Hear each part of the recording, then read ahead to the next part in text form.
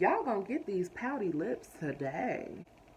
Anywho, back in my undergrad years, I re-identified my relationship with the Lord. And it was an awesome decision. I had a good community of believers around me who are also young, who are also trying to figure things out in their life and trying to allow God to move. This was actually also the time that I decided to take abstinence serious.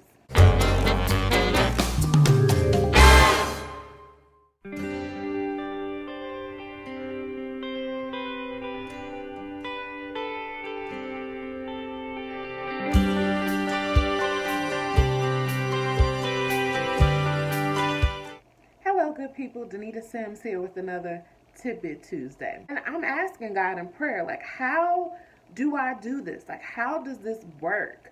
Like, you have these urges, obviously, but you also want a family. You also have these desires to be with someone who's of substance, who shares the same faith that you do. And there could be some time before you connected to that wonderful person. I decided to focus on the things that I was missing out of having an intimate partner that I could enjoy in other ways.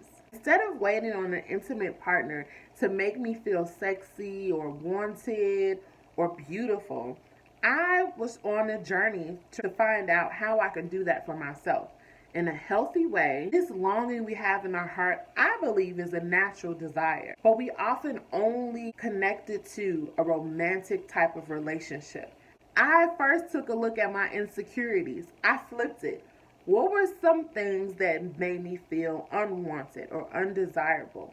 There were things about my appearance that I wasn't comfortable with in front of people, but I had a strong desire to do. Hence the hair color, the makeup.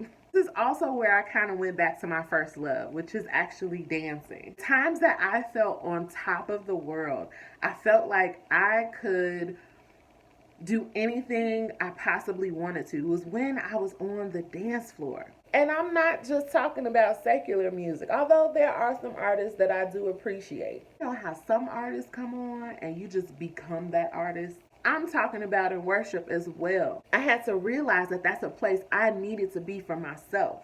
Knowing that internally, I had to learn to quiet that voice inside of me that said, people are watching you.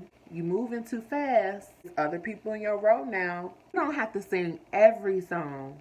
Those were insecurities that were within me. Waiting on another external person to make you feel desired or wanted or important even is very, very dangerous. It leads you to these toxic relationships or situationships that we don't necessarily need to be in.